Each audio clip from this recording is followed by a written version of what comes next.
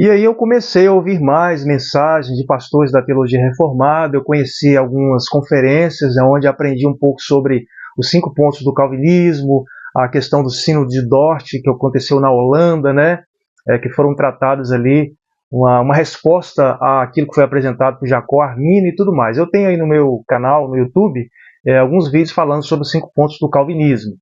E aí, nesse tempo, eu saí da igreja pentecostal, fechei a igreja, né, e fui para a Assembleia de Deus, achando que lá poderia ser pregado aquilo que eu estava aprendendo, né, estudando em casa. E percebi que lá é a mesma coisa, né, não tem esse negócio de pentecostal clássico, é a mesma coisa, a mesma teologia. Existe nesses movimentos novos aí, que é mais novos do que a Assembleia de Deus, alguns exageros, é claro, mas é a mesma coisa, né? Então, nesse tempo, eu resolvi também sair de lá. Resolvi sair da Assembleia de Deus e fiquei em casa. Achei que não tinha igreja que pregasse aquilo que eu estava aprendendo, né? Em casa. Comecei a ler mais a Bíblia também e comecei a estudar também a teologia reformada, né? Em casa mesmo, né?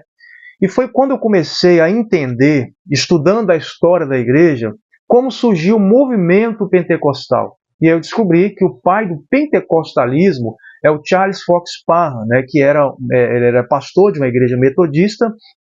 Ele saiu da metodista e começou o ministério de cura. E ensinava também que o batismo no Espírito Santo era o falar em línguas, né?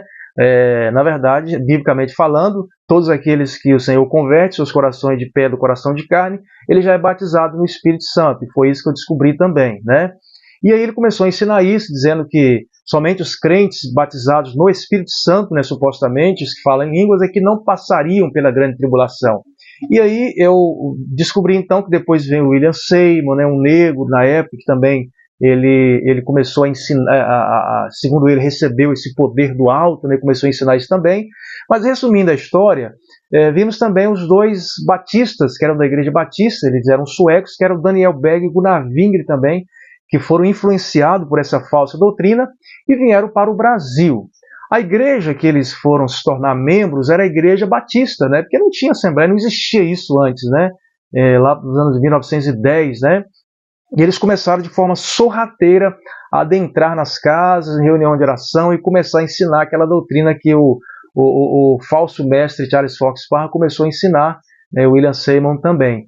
E levaram isso para dentro da igreja. Existe uma carta escrita por Raimundo Nobre, né, que era o líder da igreja batista na época, o pastor titular estava em viagem, e ele relata isso, né, nos absurdos que aconteceu. A igreja batista foi dividida, e me parece que num lugar ali na casa de uma mulher chamada Celina de Albuquerque, que era membro da igreja batista, começaram ali um trabalho onde nasceu a Assembleia de Deus. Me desculpe os meus irmãos, os amigos que são desse movimento.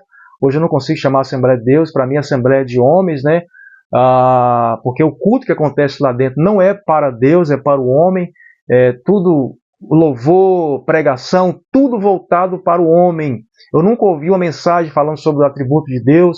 Tudo está apontado para o homem. É um culto antropocêntrico, né? Por isso eu não consigo chamá-la de Assembleia de Deus, né? Até porque nós estamos vendo aqui que isso aconteceu, que ela nasceu de uma rebelião. Eles dividiram a igreja batista, quase que acabou com a igreja batista. Então foi isso que eu descobri, e aí eu, graças a Deus, Deus então me mostrou, não me mostrou assim no sentido de mistério, nada disso. Eu procurando, eu descobri a igreja presbiteriana aqui na minha cidade, e já faz 5 anos que eu e minha família somos membros dessa igreja, e oro a Deus por você, para que Deus possa abrir a sua mente